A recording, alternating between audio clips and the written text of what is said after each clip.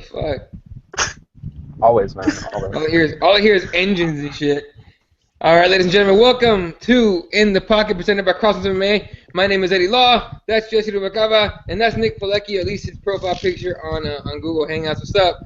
Nick just recently took a 3,000-mile each-way trip, right? 3,000 miles, 3,000 miles total. Just 3,000 total.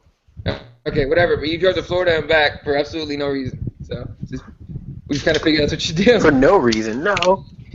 It was worth it. I went to go see family, hung out with friends. It was a good time. Got to watch some crazy fights this weekend at 199, which we'll get to, but it was a good weekend. Well, you are enjoying the beach and shit out there, while me and Jesse are cooking out here. That's great. All right. Well, let's get right into our show today. It's gonna be a little more. Obviously, a little more. It's gonna start off sad. I was gonna tell you guys right now. Obviously, we'll start off with Muhammad Ali passed away last Friday. For 74 years old. He had been admitted to the hospital and just, passed away. I believe like the time was 9:10. It was actually in Scottsdale, Arizona, where he actually lived. And I don't know, Jesse, when Muhammad Ali, man, when you think about that, the name Muhammad Ali, the person, what's like the thing that sticks out to you the most? To me, what sticks out the most is that he's the guy that we actually had to you look up to, in the sense of how athletic, how much he was his own guy. He was his own man, and he stuck to his guns. To me, the biggest thing was that he didn't choose his career over his beliefs.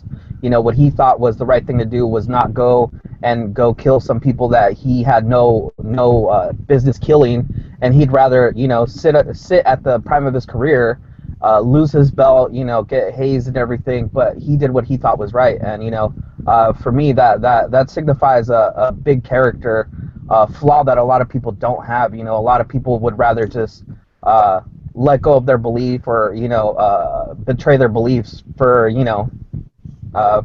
glory, but he never did. He was true to himself. So to me, that's what made Muhammad Ali such an inspiring person.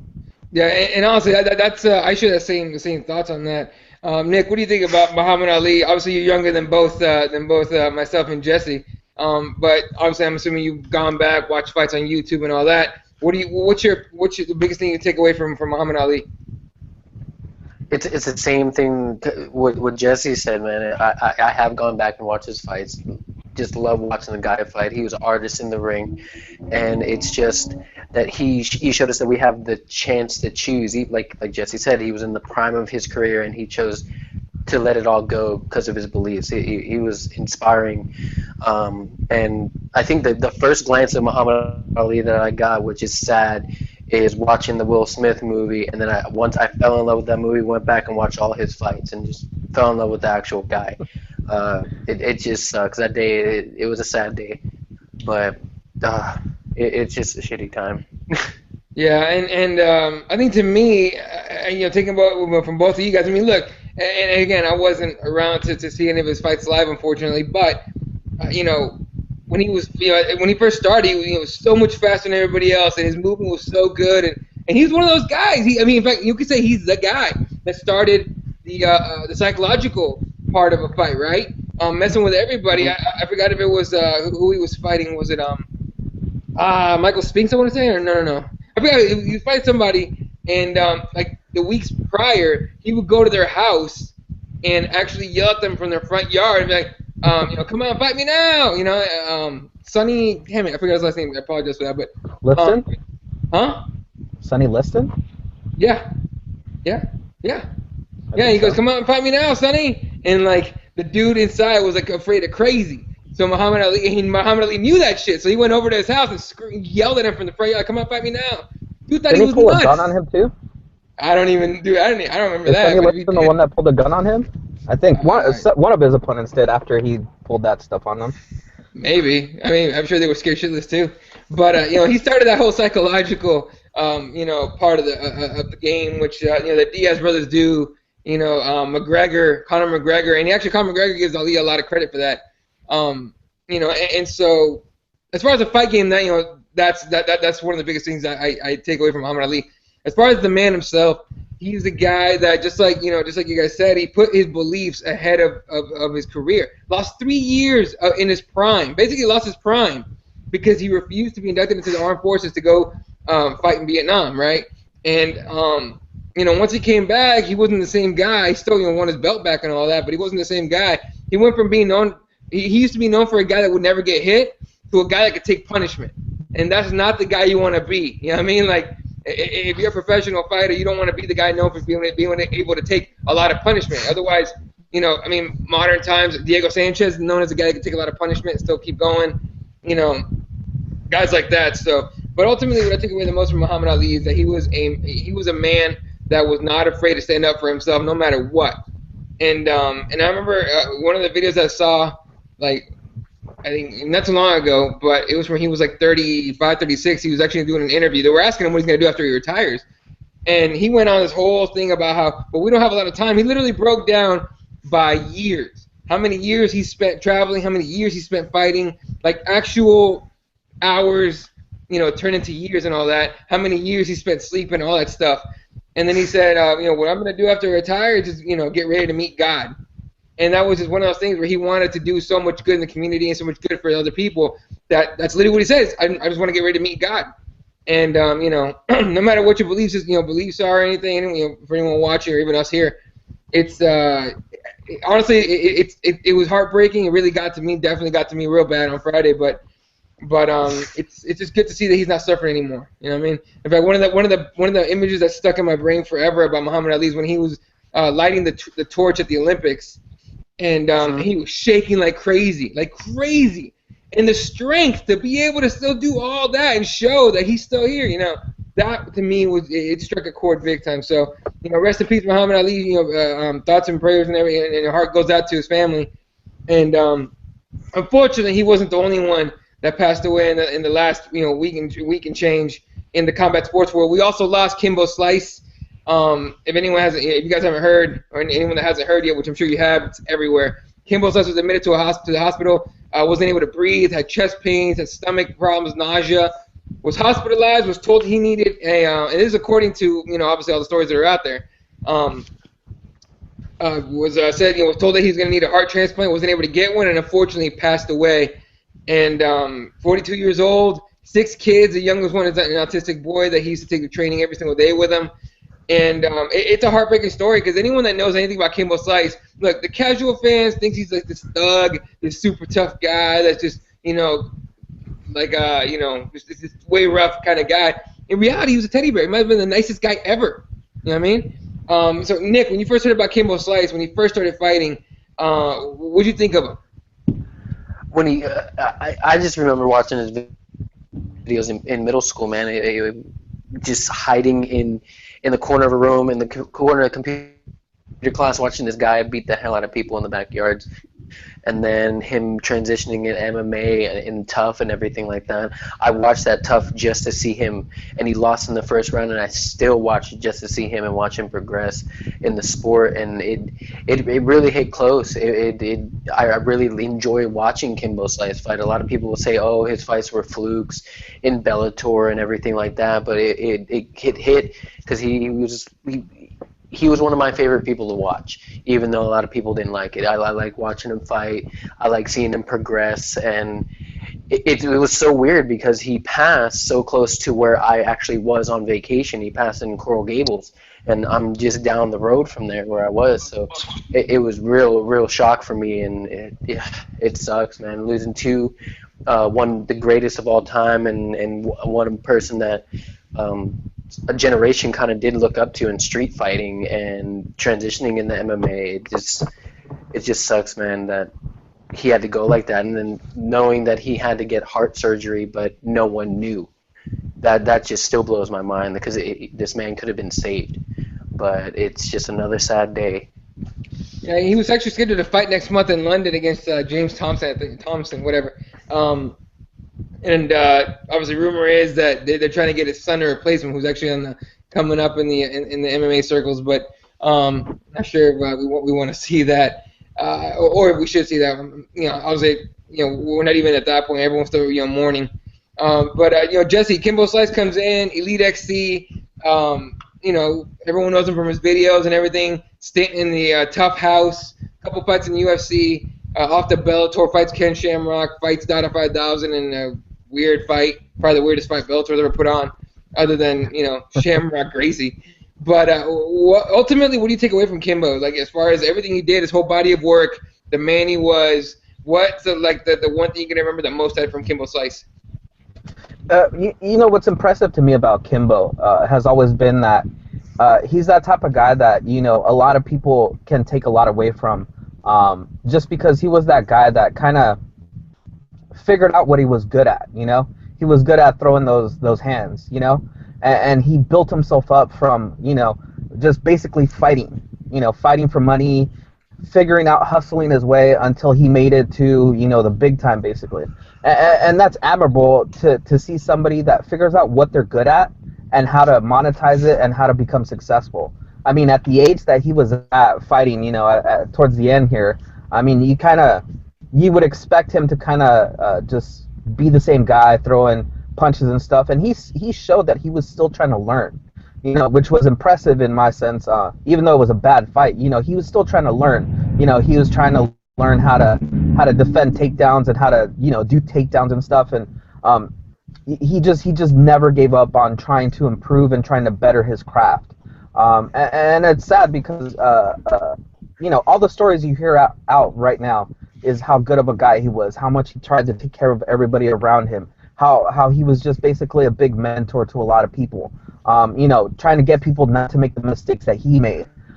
So, you know, we go from one guy who's, you know, like you said, the greatest of all time, to another guy who could have been, you know, one of the nicest guy, one of the better guys in the sport, you know, just tragically taken away. The other thing, you know, you were mentioning about the whole Bellator thing, you know, that sticks in my mind is that whole rumor, how they were saying that there's a possibility that there was some medical records that Bellator or some executives might have not put together correctly, or, you know, might have hidden, and it puts into question, into your mind, like, is Kimbo the guy that they're talking about? Is Kimbo the guy whose medical records they kind of you know, edited a little bit so nobody would know what was going on with him, just because they wanted to make their money, you know, especially since he was fighting so soon, you know? It kind of puts a little black cloud around his story if that turns out to be the case. But you know, all in all, you know, he's a guy that, you know, hopefully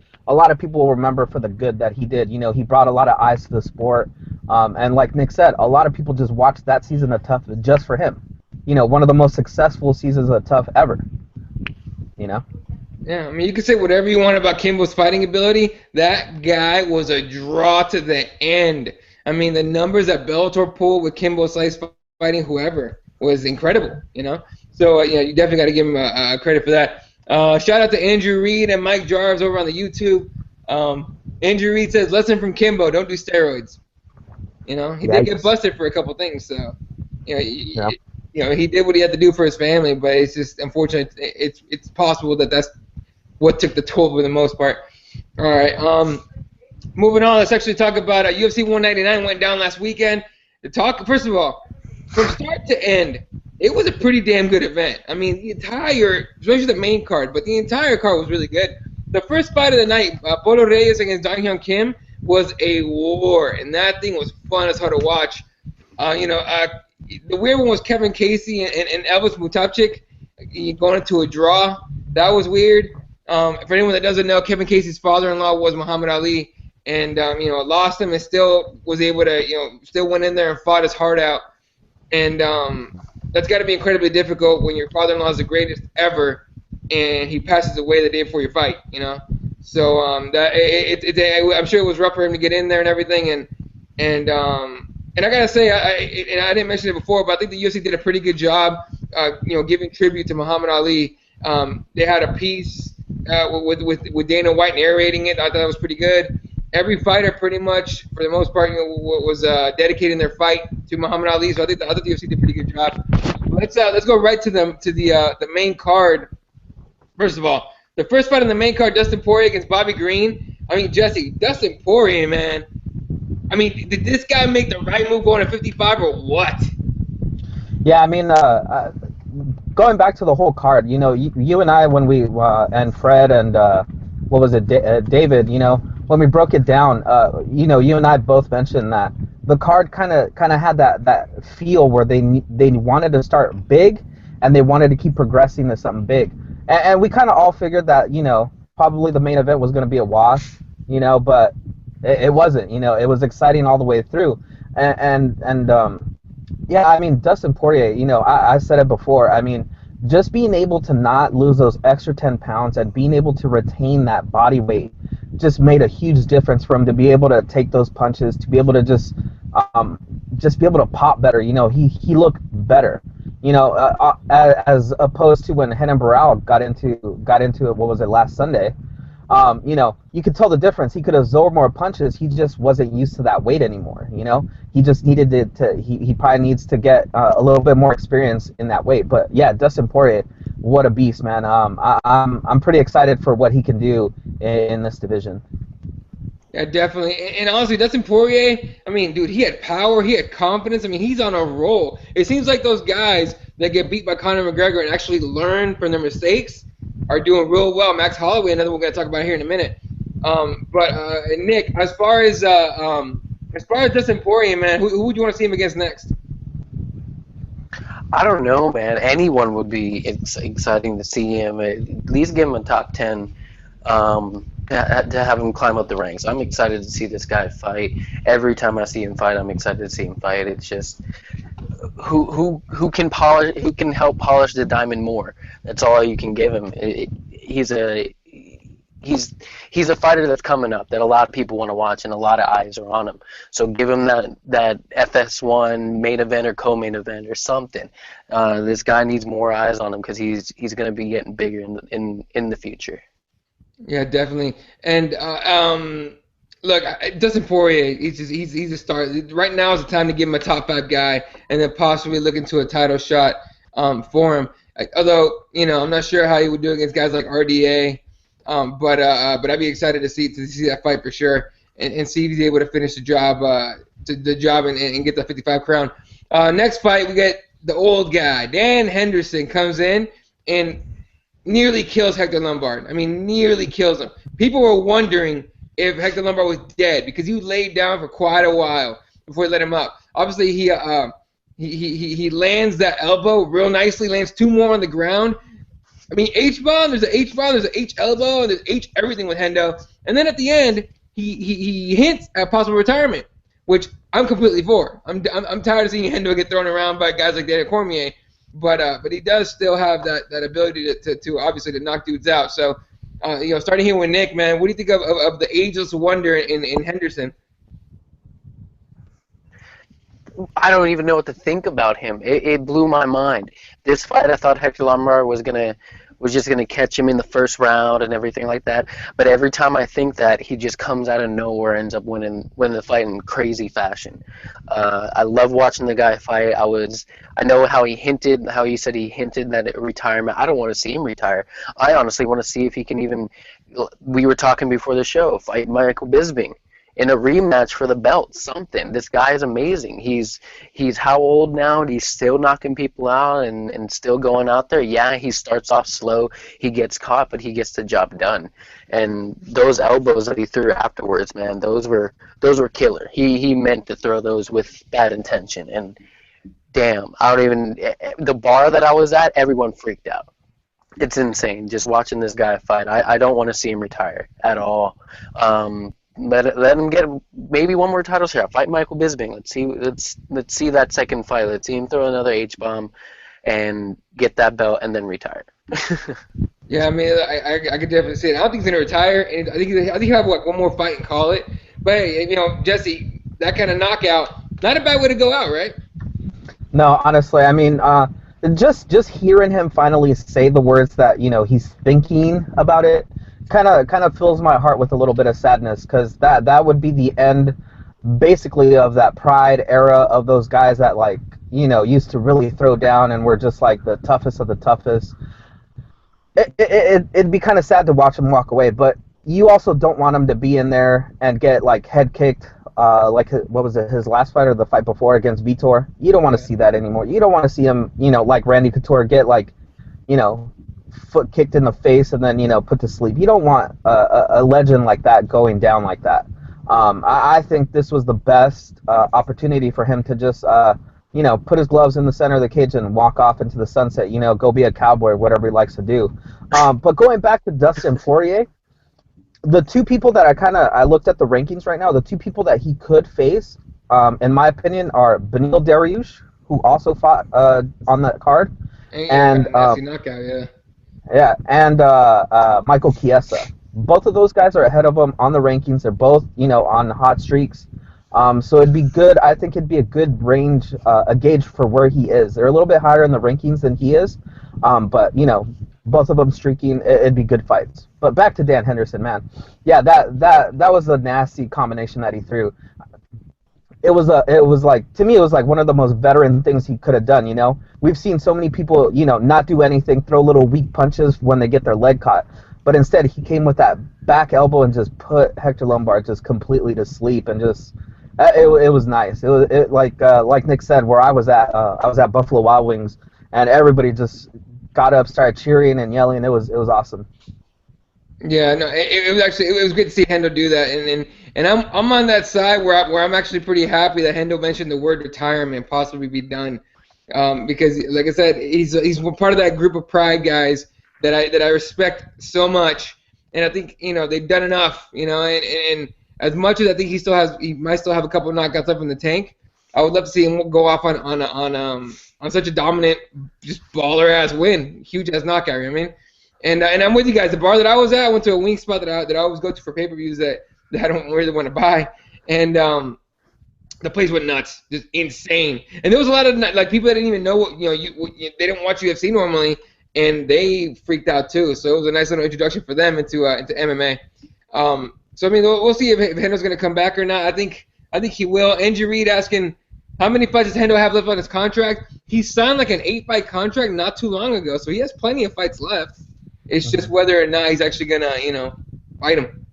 Anyway, all right, moving on here to Max Holloway against Ricardo Lamas. Not a finish, but a very entertaining fight. That one decision, but super entertaining. In fact, at the end, in the last like 15, 20 seconds, Holloway and Lamas looked at each other like, let's go. And they just threw almost like wild punches. And it was just a great finish. The whole fight was great. But Holloway dominated. In my opinion, Holloway just dictated the entire fight. Jesse, what do you think about Max Holloway and a possibility that he gets maybe not a title shot because 145 is kind of stuck right now? But I mean, look, 8. It's like a 9-fight win streak now. 8 or 9 fights. 9. I mean, he deserves a title shot now, right?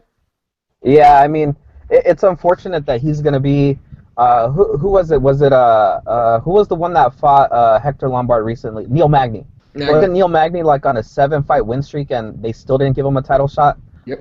So I think this is going to be the situation with Max Holloway, but I think that there's opportunities for him to take fights where he stays relevant and he's not in danger of losing that win streak. In that division, there are some killers in that division. You know, Chad Mendez, Cody Garbrandt, a lot of those guys that, you know, you kind of got to look out for. But I think he could manage his way without facing any one of those big name guys or big dangerous guys. He could fight the big names that aren't as dangerous, you know, and still find a way to the title. Max Holloway, though, I mean, I don't know, man. I used to not believe in that kid. I used to think that he was kind of getting a little bit of a pampered opponents, but man, he's really putting on a case that he should be, you know, one of the top guys, you know, maybe top 5 in that division. So I mean, the only thing I can think of is they might as well do a Hawaii event and put him as a main event. You know, him and BJ, and just really sell him to the crowd. You know, because the unfortunate thing is, you talk about Max Holloway and we're excited about him, but how many actual fans know about this guy?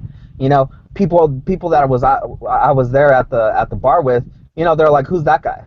And I'm like, oh, you got to watch this fight, you know. And they were impressed with him. But I mean, it sucks that, you know, you have to sell this guy when he's on such a long win streak with such exciting fights, you know. And yeah, like you said, I mean, both of them like pointing to the ground, like we're gonna stand our ground and just throw. I mean, that takes some balls. You know, that reminds me of one of my favorite fights, which was Vanderlei Silva against Brian Stann, Yeah. when they did that the whole fight. You know, but I mean, it takes a gutsy guy to go out there and, you know, put his chin and his win streak on the line and do that. So I'm very impressed with Max Holloway. Definitely, Nick. Max Holloway, man, a guy that fought Conor McGregor, lost, and then went on on an insane 9-fight win streak. And it's weird. He's the only guy. I think he's the only guy to be on an 8 or 9-fight win streak that hasn't gotten a title shot. 145 is crammed. We're about to get Jose Aldo against Frankie Edgar for the interim belt. Conor McGregor is still not defending his belt that he probably should vacate, but whatever. Still not going to defend it in his next fight either.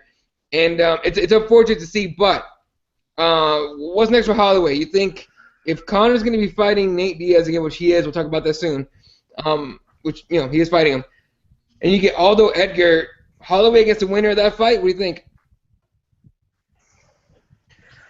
I agree with that. I can agree with that fight. If if Conor doesn't win in fast fashion, which we'll get to in a little while, and he doesn't go down and defend his belt, I can see them giving him the winner of Aldo versus Edgar. But I don't know, man. Jesse said the main event in Hawaii with BJ Penn on the card, that'd be sick, or even fight BJ at a catchweight.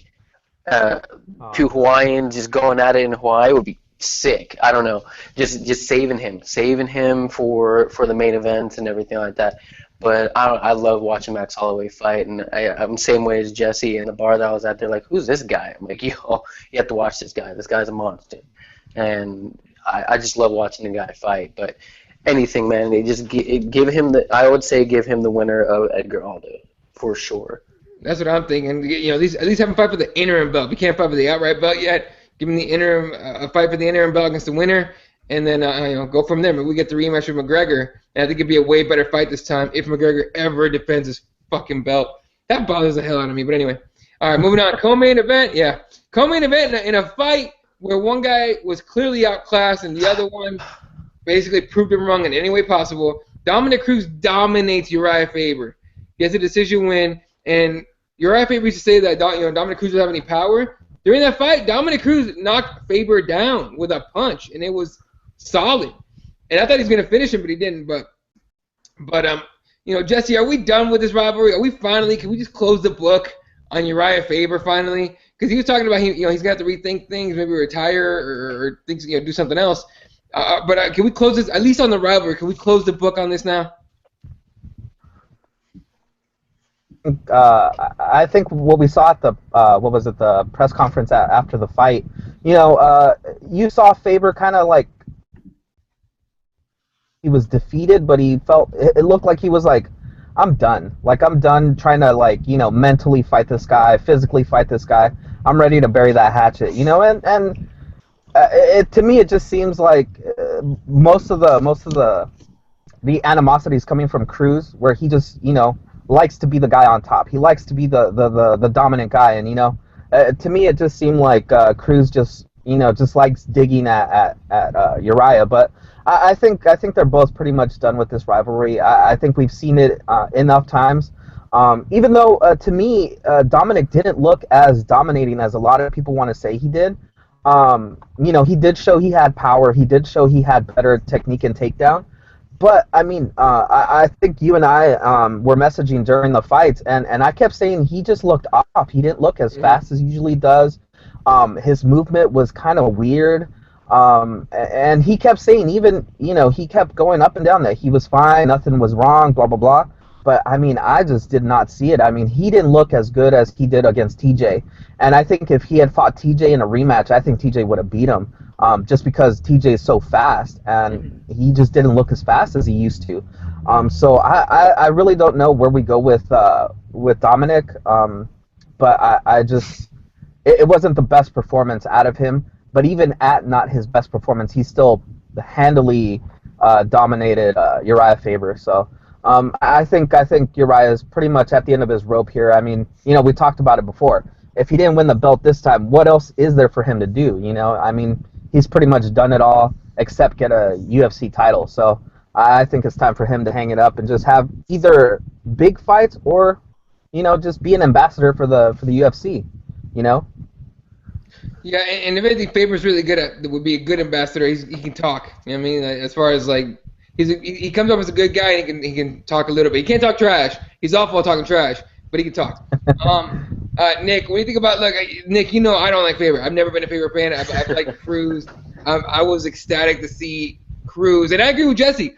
Cruz did not fight his best fight. To me, he looked injured, like that foot was still bothering him from the last fight, and he still handled him pretty easily. And I think Jesse's right. I think if he fights TJ with that injury, I'm not taking TJ out of that fight. TJ might win that fight. So, but we're not gonna get that rematch yet, I don't think. So, Nick, what do you think?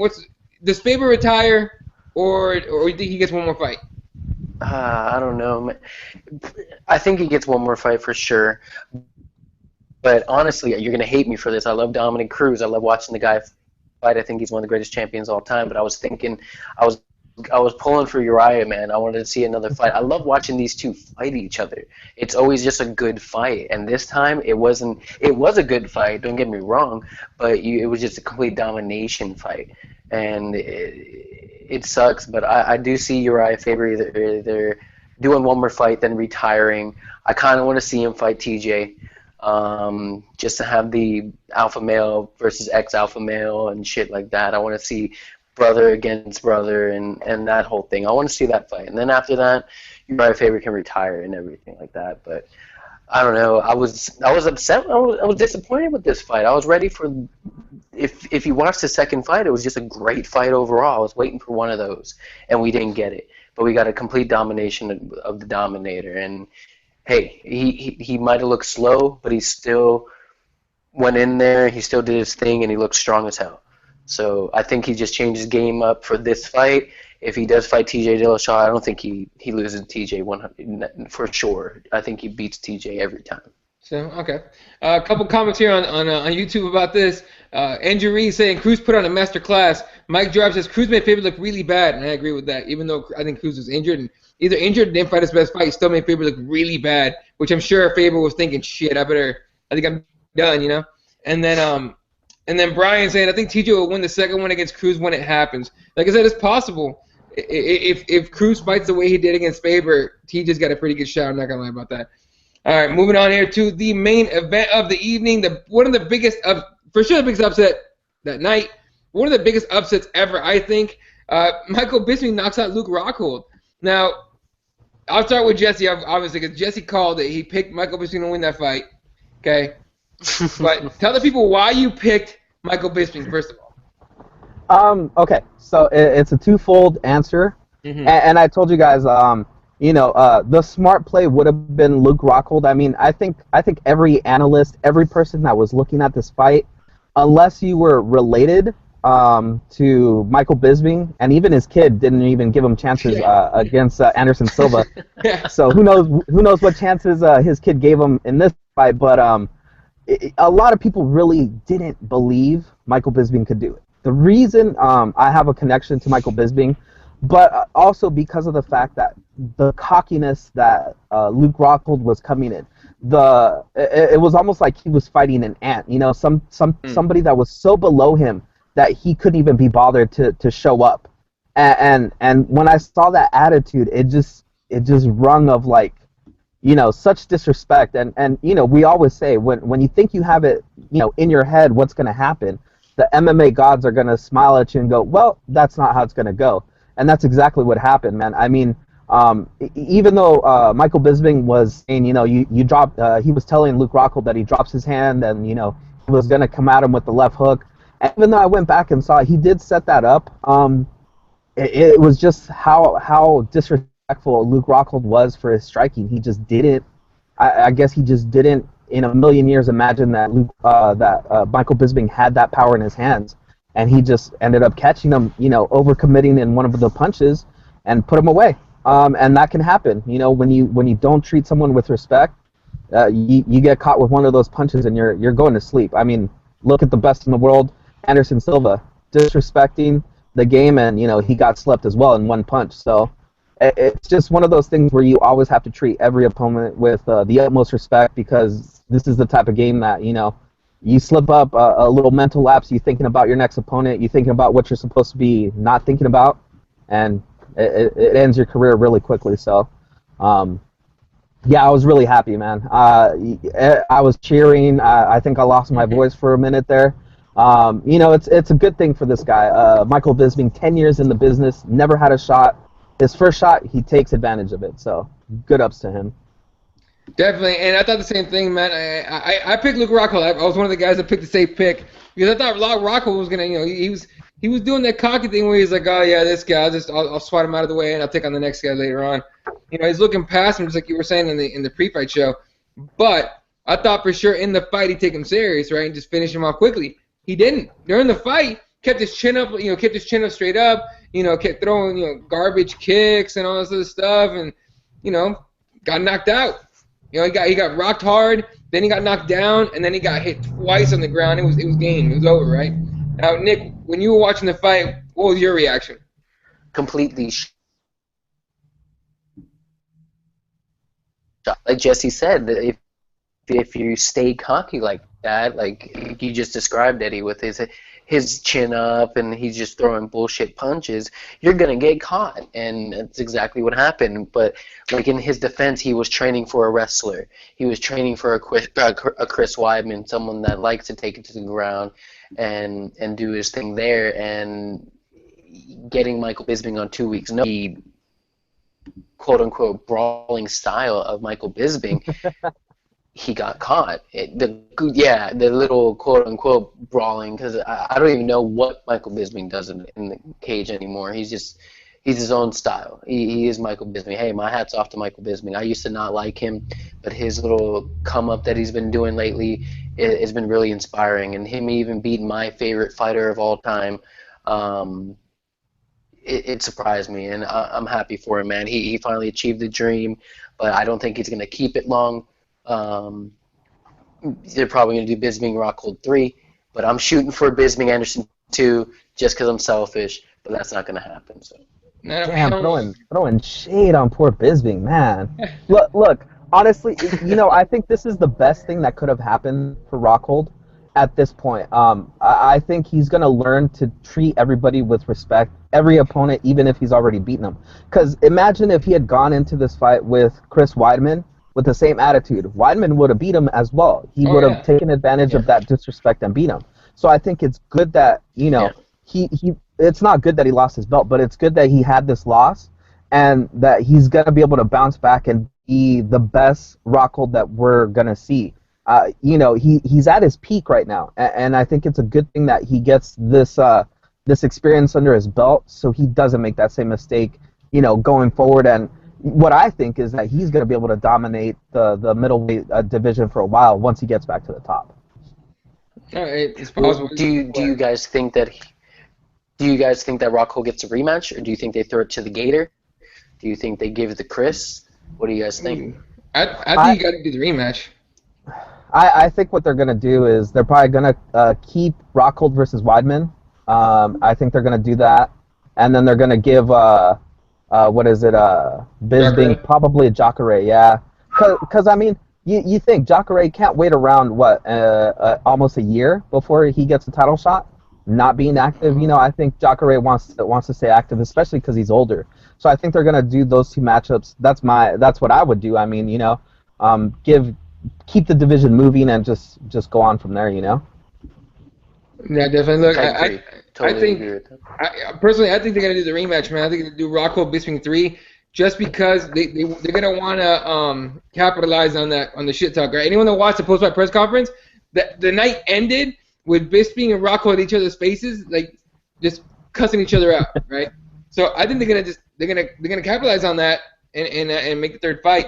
Couple comments here on the YouTube. Of course, Andrew Reed is happy that a fighter from the UK finally got gold in the UFC. And then Brian says this was a perfect example of a lucky punch. That's what's great about combat sports, but this isn't happen again for Bisping. Come on, man.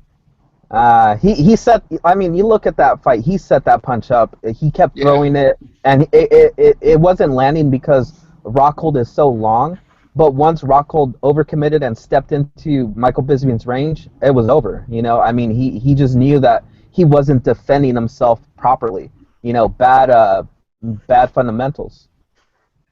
Yeah, I mean, I think that was more than a lucky punch, man, because Bisping put that right where it needed to be to knock Rockhold down, and then hit him again, and it was on point. Like anyone can say what they want about Bisping striking, but it's always accurate. It's high. It's a high volume. He's a high volume puncher, and when he finds your chin, he's gonna hit it real hard. So I got to give Bisping a whole lot of credit with that. Andrew Reed says Bisping has to defend the belt in England. I wouldn't put past the UFC to do that either. Because they're actually, from what I heard, from what I've seen on Twitter, is that Dave Scholler told Bisping that they were planning a huge thing for him in England, like a big press thing. It's kind of like a welcome home, your new champ and all that. So I think that's gonna be the move. Have him defend his belt at home in front of his people. Although let's look at the examples here. Kane loses his belt in Mexico. Verdun loses his belt in Brazil. Who else lost his shit at home? I That's everybody. Right? Well, no, I think it was like one or two more. I just can't remember. And then of course we're gonna have Stipe defending against Overeem in Cleveland. That's I mean, damn, dude. Like, but Bisping has never lost in England. Yeah, so. Very true. Very true. That's a good point. So look, I'm down for that. I'm down to see him defend at the O2 for sure. And so him and Anderson, huh? Is that the fight we want to see then? So he can beat up Anderson again? That takes me to the next comment. That takes me to the next comment on YouTube. Mike Jarb saying Bisping is officially the new GOAT. No. Shut the fuck. No. Hell no. No. Nope. Oh shit! Literally, I'd rather give that title to John Jones. I'd rather give that title to John Jones, and you know. Damn, not even Mighty Mouse. Damn. Mighty Mouse gets no respect, man. Oh yeah. Okay, you know I'm the one that defends Mighty Mouse the most. I love Mighty Mouse, but I hate Jones the most. I'd rather give that to Jones and Bisping. Oh man. Right. I agree with you. I mean, he's got a long way to go before we start making the case for the best ever. But I mean, you look at his body of work, 10 years of just grinding away and having these epic fights. I mean, who was it? Brendan Schaub, I think, pointed out that if USADA had kicked in a few years ago, would he have lost all the fights that he lost? True. You never know, right? Because all his losses are against people that were on PEDs supposedly or had the TRT exemption stuff. So who knows, man? He might actually be, the best middleweight ever. It's possible. Yeah. What, Nick? Nothing. I'm just gonna keep my comments to myself. Okay. All right, be that way. All right. Few things happened actually besides the fights themselves at UFC 199. First of all, they announced Nate Diaz was Conor McGregor 2 at UFC. It was 202, right? Yeah, UFC 202. Diaz McGregor 2, or McGregor's gets his butt whooped again. Obviously, it's MMA, you never know. But I'm leaning that way for sure, and not just because I'm a Diaz fan. But let's start with Nick here. What do you think about the rematch? Did you care to see it? Is it is it just because Conor gets what he wants? What do you think? We all knew this was going to happen.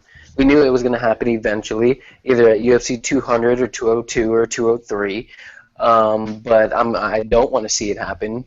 Conor lost. There's no reason to have the fight. He needs to go down and defend his championship. That's what he needs to do. Or fight Robbie Lawler so he gets his soul taken away, because I want to see that shit. Other than that, I don't want to see this fight again. It's going to happen, and the same thing's going to happen again. Nate Diaz is going to do his thing. He's going to get punched a little bit. He's going to get comfortable. He's going to take it to the ground and submit it again. I don't think Conor is going to end up beating Diaz. And if he does, oh, well, who cares? Go defend your belt, please, because you're holding up a crazy division down there. Definitely. Jesse, what do you think about that fight, man? I guess it's kind of a non-starter for me. I mean, we saw what happened initially with a guy that was, doing tequila shots off of, someone's ass or something. Who knows what he was doing down in Cabo, but smoking the weed, having a good fun time. But he basically did what Bisping did, got off a movie set, went back to training, whooped someone's ass, probably going to go back on vacation. That's what Diaz did. You know, he was on vacation, came in there, you know, beat up, took some of his best shots, you know, and then put him down and put him away. I think, in my head, I think that it might be a little bit better of a fight, just because maybe Conor will have adjusted better to his body. Maybe he won't be as sluggish, but I don't see it going any different. I think Diaz is probably going to be better after having all this time to train, getting sharper, and already being in there with Conor and really knowing his movements. I think the result's not going to change, but I think we might see a little bit of a better fight. Still the same result. So not really interesting to me. I just don't think we're going to see Conor back at 145 ever again, honestly. And I agree with you. I think I don't think Conor's ever going to fight 145. I don't think he's ever going to defend his belt. I think I honestly think that he's only they're only letting him hold on to that belt so he can call himself a champion. I think it's that fucking dumb. You know what I mean? I don't care for the rematch at all. Just like Jesse, it's a non-starter, but we knew it was going to happen because it's the money. It's there for the taking. About the only thing I'm happy about with this fight is that Nate Diaz is finally getting paid what he deserves, right? So it's and he got to slap Dana White, right? And he got to talk to Dana White. If you haven't seen it, go to Instagram, go to Nate Diaz's Instagram. No, go to everybody's Instagram. That shit got reposted everywhere. Go to Instagram, go to Nate Diaz's Instagram, and watch Nate Diaz stalk and slap Dana White. Legit, too. Dana fell backwards. Okay, he got slapped. It was great to see. I was happy as fuck. It was awesome. So that fight's gonna happen, and hopefully no one gets injured. We get to see it. Everyone gets paid. Everyone gets happy. And Conor McGregor gets smacked around and either takes his head back to 145 or ends up at 155. He tries to get that belt somehow. All right, moving on here. The other announcement made at UFC 200, Brock Lesnar's coming back, and there's more to the story we'll talk about in a second. But Brock Lesnar coming back at UFC 200 announced his opponent on Sunday or Monday. I think Sunday. On SportsCenter, Mark Hunt. So we get Brock Lesnar, Mark Hunt at UFC 200. A lot of people leaning towards Lesnar. A lot of people leaning towards Hunt, right? Jesse, who are you picking in that fight? Well, the smart pick and the would be Mark Hunt. Yeah, I mean it's pretty obvious that this is just a money grab. This is just the UFC. Doing their thing to get the pay-per-view numbers up. I mean, it's a freak show. And the worst thing is that they bumped down Miesha Tate's title fight. Yeah, what the from fuck? Co-main event to what was it, like third fight now on the card? It's a third. So it's like it sucks. It sucks all around.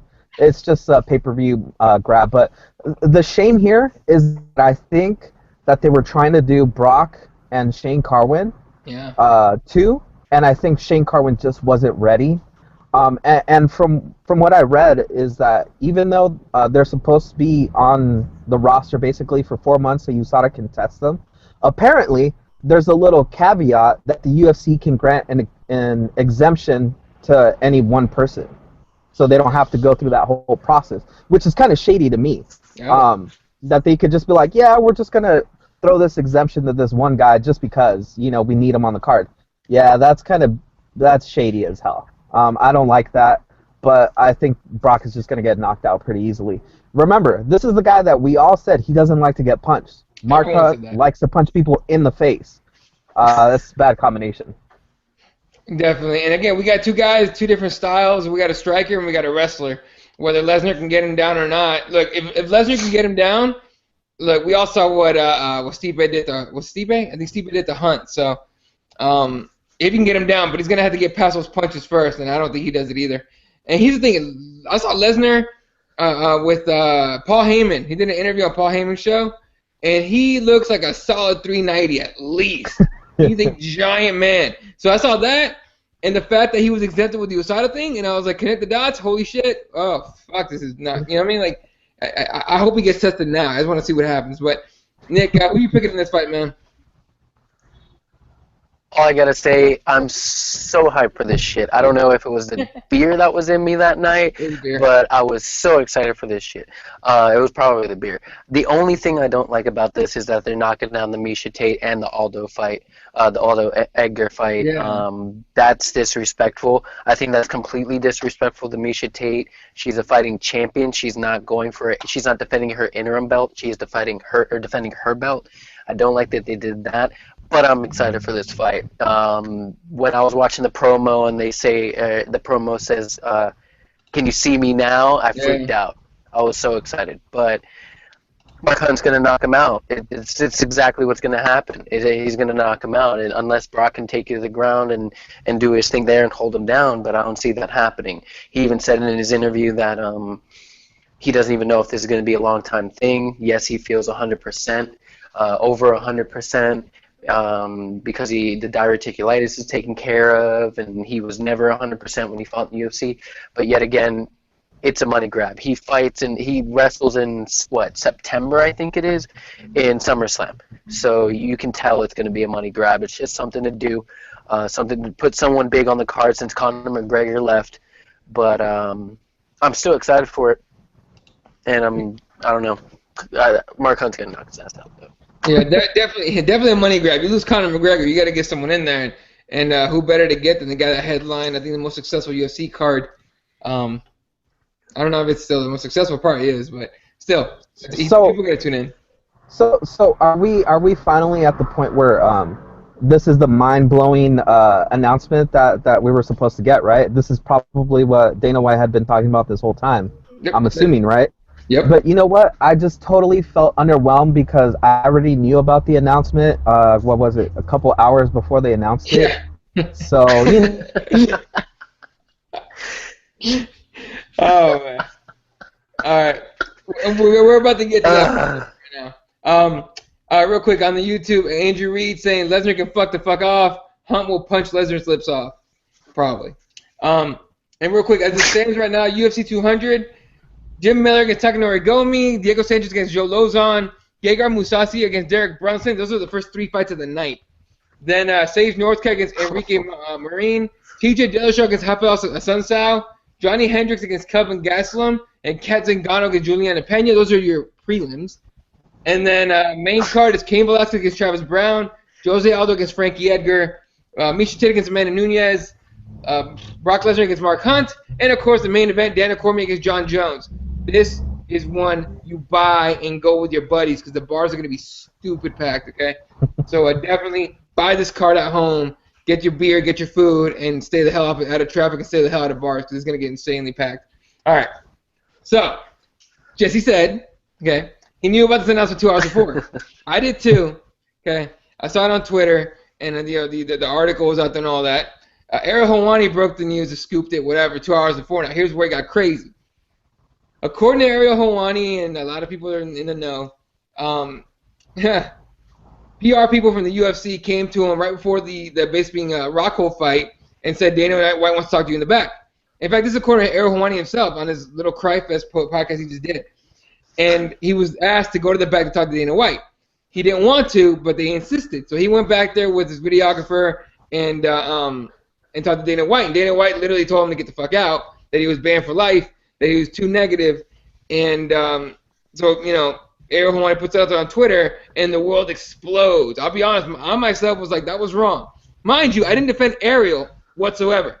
I defended, media journalism. You can't stop a reporter from reporting things. And so, moving on to Monday. First of all, the outcry was ridiculously insane. People that are fans of Ariel, people that are just fans of the sport, and especially media members themselves were going off about how the UFC's unfair, Dana White's an asshole, all this shit, right? Dana White said that Lorenzo Fertitta was the one that wanted Ariel out. And look, let's be honest, most people in the UFC probably don't like Ariel too much. He does a lot of shit. So, breaking news and everything, and out scooping him. So, move to Monday. Monday morning, or noonish around where I'm at, Ariel Helwani goes on his show and literally cries for 2 fucking hours about how he did nothing wrong, nothing's his fault, it's unfair, all this other shit, and basically put his side of the story out there. and had the public put even more pressure on the UFC to take the ban off. Mission accomplished, ban removed, and all that shit, right? So not yesterday, but I think the night before yesterday. So we're talking Monday night, I think. Joe Rogan on his podcast, he goes on there with his guest, and then he was actually on live when the news broke about Helwani's ban being removed. So Joe Rogan said on there, and keep in mind, he put a caveat on this whole thing, meaning that he said if what the UFC told me was true, this is what happened. Rogan says that he was told by sources in the UFC that he trusts that they went up to Ariel and told him, hey, look, if you break this news, we only told a few people. Literally, dude, Rogan didn't know about it, and Dave Schaller didn't know about it. Dave Schaller's VP of Public Relations. He didn't know about that fight, okay? Only a select few knew about it. And the UFC makes those people sign confidentiality agreements. So the UFC, the reason they did that, or so it seems the reason they did that, is because they are thinking they have a mole in there that's giving information out, okay? They wanted to keep this Brock Lesnar news to themselves until their promo play, which we saw the promo, the whole, can you see me now? Nick talked about it. And, they wanted that to be the way people found out. So, according to what Rogan said he was told, Helwani's told, hey, look, if you break this news, we're going to have to fire these people because somebody told. There's a mole in there. It's one of these people, and we're going to have to get rid of him. Helwani released it anyway, right? Posted it, tweeted it out, whatever. And now we don't know about those people that whether or not they got fired or not, but that's the reason why Helwani was banned. So this whole thing is kind of crazy because now we finally get the UFC side. And again, Rogan said it himself, it's if what he was told is true. And so now we kind of have both sides. And the way I see it, my opinion, Ariel Helwani's in the wrong. And not just because I dislike him, because he was told people's lives are going to be ruined if you break this. And he broke it anyway, which to me makes it sound like he did it for himself, right? Make himself bigger, get himself out. I was the one that broke that news, blah, blah, blah, and all that shit. So, Jesse, I don't know if you heard the Rogan part of it or not, but what do you think of the entire thing? Because it's a whole mess, right? The whole thing's a mess. And it's going to be yesterday's news in just a couple more days. It'll be yesterday's news, and it won't matter until the next time that Helwani's wrong, where he didn't do anything wrong, and he's banned for life again. Okay, what do you think about the whole situation? I think. And he froze right when he was going to start. Fun time. Nick, are you still there? I am. To him was wrong. They shouldn't have done that. I mean, listening to what Rogan had to say about the situation, it kind of made me think about it as well. Who cares about breaking the news first? Why do you want to be the first one to talk about a matchup when we're gonna know about it when the UFC, announces it? And they like to be they're in the entertainment business, so they like to make it like a big spectacle, right? And it was awesome. Looking at that promo, and when you see Brock Lesnar and all that stuff, it was awesome to see that. And I think that's what they wanted everybody to kind of feel, that excitement, that like, why is Brock on the promo, and all that stuff. And I think they kind of feel like betrayed that somebody that they trusted, that they had a good relationship with at some point, is now just kind of like getting all that information and sending it out there before they're able to get their information out there. Mm-hmm. And that perspective, I never thought about it before. To me, it was just kind of like the thing of MMA. The reporters find out of a fight announcement, someone's injured, and they report it before the UFC is able to do something about it. And it kind of put it in a different perspective. The other thing is that if in fact he did, he was told that he was going to cost people their job, and he still did it, that's just in a whole different light.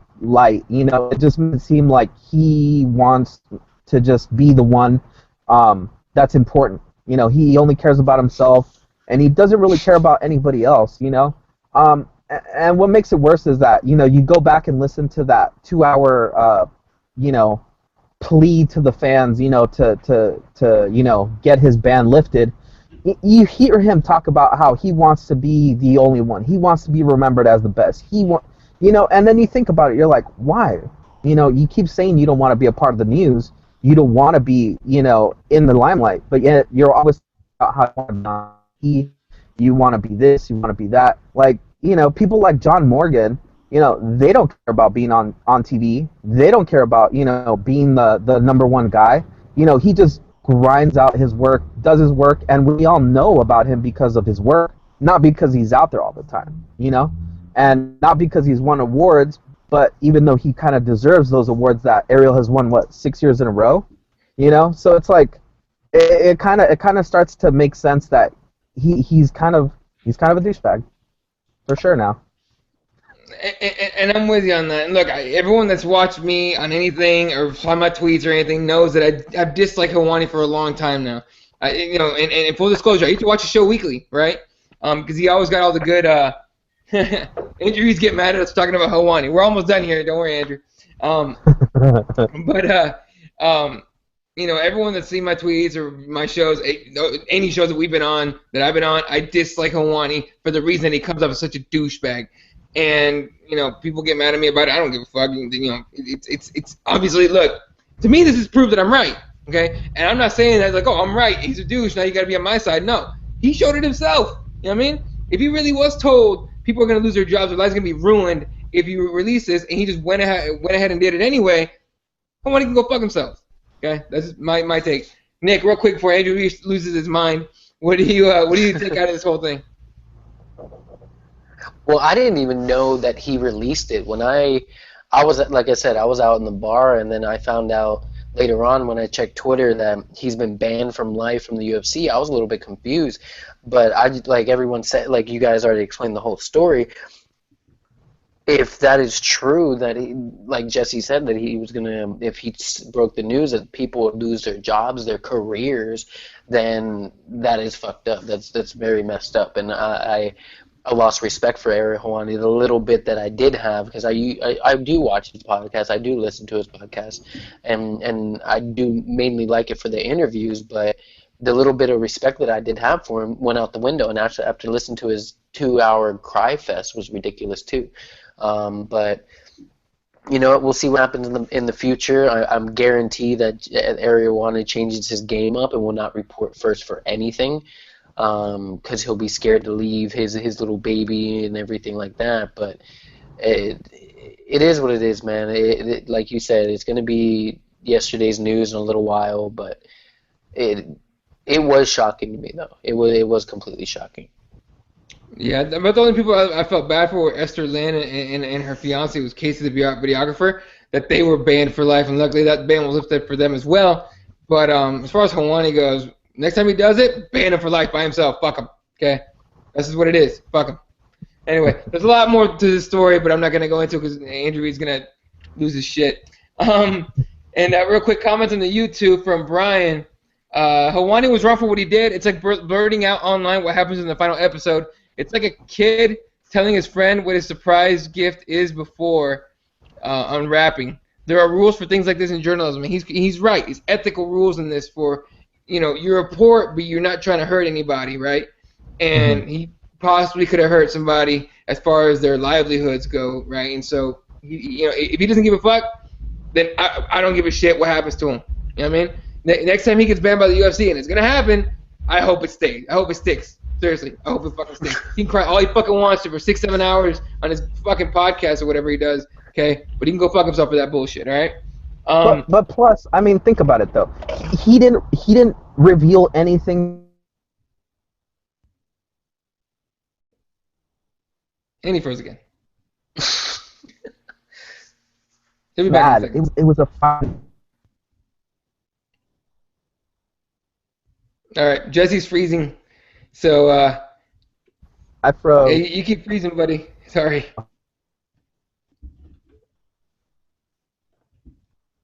I guess the internet must be freaking out. The Cavaliers blew out the Warriors in Game 3, so maybe they're like cramming up the internets. Anyway, all right. Well, Andrew Reed wants to talk about Glory 31. By the way,